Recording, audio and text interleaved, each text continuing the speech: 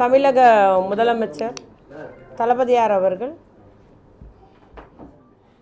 அவருடைய தொலைநோக்கு பார்வையோடு எப்பொழுதுமே பெண்கள் நலனுக்கான பெண்களுடைய பாதுகாப்புக்கான திட்டங்களை சட்டங்களை நிறைவேற்றி வருவது தான் திராவிட முன்னேற்றக் கழகம் என்பதும் திராவிட முன்னேற்றக் கழக அரசு தலைமையிலான இந்த அரசு என்பதை நாம் எல்லாம் அறிந்தது தான்.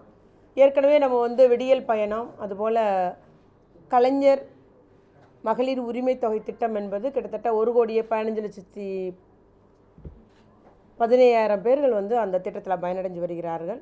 அதுபோல் பணிபுரியும் பெண்களுக்கான அந்த பாதுகாப்பான ஒரு விடுதி அமைத்தல் 13 மாவட்டங்களில் 10 மாவட்டம் திறந்து வச்சுட்டார் ஏற்கனவே நம்முடைய முதலமைச்சர் அவர்கள். இன்னும் 3 மாவட்டங்களில் அந்த பணிகள் நடைபெற்று வருகிறது. இன்னும் தொடர்ச்சியாக எல்லா மாவட்டங்களிலும் எல்லா நகரங்களிலும் பெண்கள் பாதுகாப்பாக அரசே இந்த பணிபுரியும் மகளிர் விடுதியை நடத்தும் என்றும் அந்த திட்டத்தை முதலமைச்சர் அவர்கள் அறிவித்துள்ளார்கள். இவ்வாறு பெண்களுடைய கல்வி, அவருடைய உரிமை, அவருடைய பொருளாதார ஒரு பொருளாதார அதிகாரம் அளித்தல் அப்படின்ற முறையில் நம்முடைய அரசு செயல்பட்டு வருகிறது. அதில் அந்த ஒரு மகுடம் சூட்டும் வகையில் இந்த ஒரு கொள்கை, மகளிர் கொள்கை, இன்றைக்கி நம்முடைய அமைச்சரவையில் முதலமைச்சர் தலைமையிலான அமைச்சரவை அதற்கு ஒப்புதல் அளித்துள்ளது.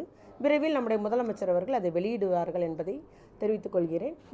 தேசிய கொள்கை 2001 வெளியிடப்பட்டுள்ளது. அதற்கு பின்பு 23 ஆண்டுகளுக்கு பின்பு இப்பொழுது நம்முடைய முதலமைச்சர் தளபதியார் தலைமையிலான அரசு இன்றைக்கி அவர் பொறுப்பேற்ற உடனே இந்த 2021 நமக்கு நிதிநிலை அறிக்கை அந்த மானிய கோரிக்கையின் போது இது அறிவிக்கப்பட்டது.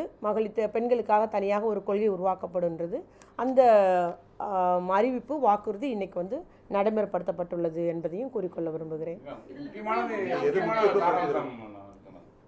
முக்கியமான சாராம்சம் ஒட்டுமொத்த பெண்களுக்கான வளர்ச்சின்ற முறையில் அவர்களுக்கு அதிகாரம் அளித்தல், அதாவது அவர்களுக்கான ஒரு விழிப்புணர்வு கொண்டு வருது, பயிற்சி அளித்து, இப்போ உள்ளாட்சி அமைப்பு தலைவர்களாக தேர்ந்தெடுக்கப்பட்டிருக்காங்களா, எப்படி நிர்வாகம் செய்கின்ற பயிற்சி அளிக்கிறது, அதுபோல் இவங்கெல்லாம் பெண் தொழிலதிபர்களாக தொழில் தொடங்கியிருக்காங்களா, அந்த நிதி நிர்வாகம் பற்றி, நிதி மேலாண்மை பற்றி, தொழிலில் லாபம் அடைகிறத பற்றி, இல்லை பெண்கள் தொடங்கிய அந்த தொழில்களுக்கு தனியாக ஒரு குறியீடு வழங்குதல், வணிக குறியீடு வழங்குதல், அவர்களுக்கு கடன் வழங்குதல், அவர்களுக்கு தனியாக மானியம் வழங்குதல் அப்படின்ற மாதிரி பொருளாதார வசதி ஏற்படுத்தி தருது.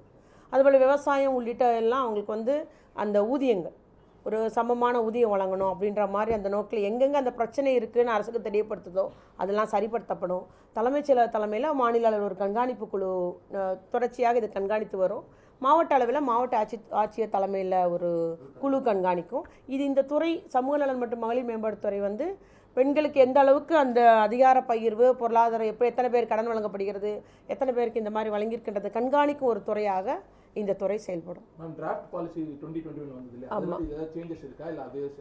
ஆமாம், டிராஃப்ட் பாலிசி வெளியிட்டோம். அதுக்கப்புறம் நிறைய தொண்டு நிறுவனங்கள், சமூக ஆர்வலர்கள், நிறைய எல்லா துறையினுடைய உட்கார்ந்து ஒரு டிஸ்கஷன் எல்லாம் கலந்துரையாடல் பண்ணி தான் இன்றைக்கி இறுதி வடிவம் பெற்றிருக்குது. அதனால் அதில் சேஞ்சஸ் இருக்குது.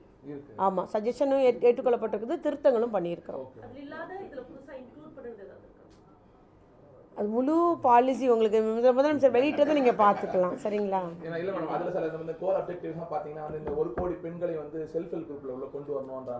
ஆமாம், அதெல்லாம் இப்போ நடைமுறைப்படுத்தி தானே இருக்குது.